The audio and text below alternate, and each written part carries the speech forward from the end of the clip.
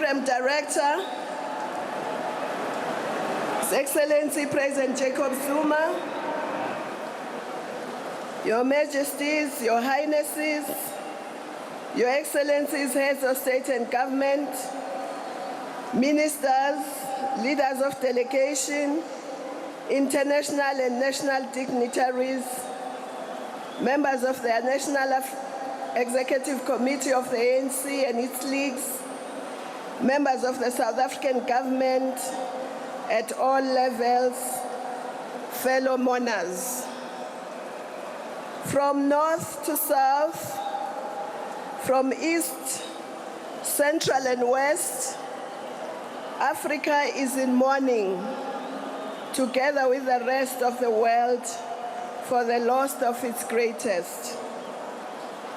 At the same time, they are celebrating the life of a gallant fighter, an ANC leader of the South African people as a whole, leader of the African people, and the rest of the world. We stand proud of you, Madiba, who represents the best Pan-African values of freedom, solidarity, service to the people, equality, sacrifice, and defense of the human dignity. Throughout his life, he lived these values in struggle, always willing to serve, prepared to listen and respect all views, including those that differed from his. His humanity, compassion, commitment, courage, and openness meant that working and engaging with him, or listening to him, talking to him, was always a lesson. At the same time, he could be resolutely firm and stand his ground, especially when it came to the defense of the oppressed and the poor. Madiba is part of the ranks of the eminent Pan-Africanist heroes and heroines whose commitment to the liberation and renaissance of Africa and to the equality and justice remained steadfast throughout their lives. As one of the young militants of the ANC Youth League in 1944, he said he understood that South Africa's struggles were closely linked to struggles of the oppressed people across Africa and indeed the world. And he said to the young youth leaguers in 1951 at their Congress, history is on the side of the oppressed. The growing Pan-African movement, the increasing number of independent African countries, and the unflinching support and solidarity of the struggles of those still under the yoke of oppression was a source of inspiration to him and his peers.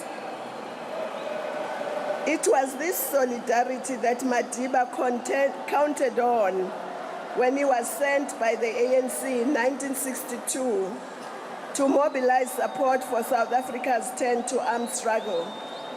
His campaign to mobilize support took him across the continent to Ethiopia, Egypt, Algeria, Tunisia, Guinea, Morocco, Mali, Sierra Leone, Liberia, Senegal, and many others.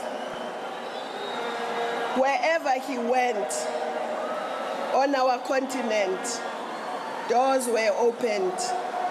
He got military training and he got support for the struggle.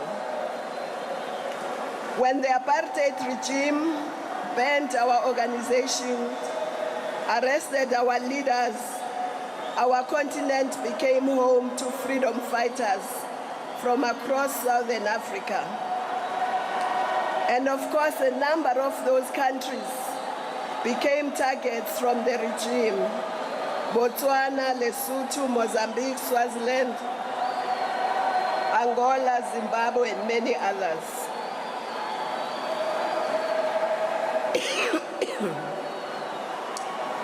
Thus, when Madiba took his seat as the first democratic and non-racial president of South Africa at the OAU Summit of Heads of State and Government in 1994, he paid tribute to our common Pan-African struggles when he said, I quote, "We are here today not to thank dear brothers and sisters, because such thanks would be misplaced amongst fellow combatants. We are here to salute and congratulate you for the most magnificent and historical victory over an inhuman system whose very name was tyranny and injustice. When the history of our struggle is written, it will tell a glorious tale of African solidarity, of African adherence to principle. It will tell a story of sacrifice from the peoples of our continent, made to ensure that the intolerant insult of human dignity, the apartheid crime against humanity, became a thing of the past. Africa shed her blood and surrendered the lives of her children so that all her children could be free.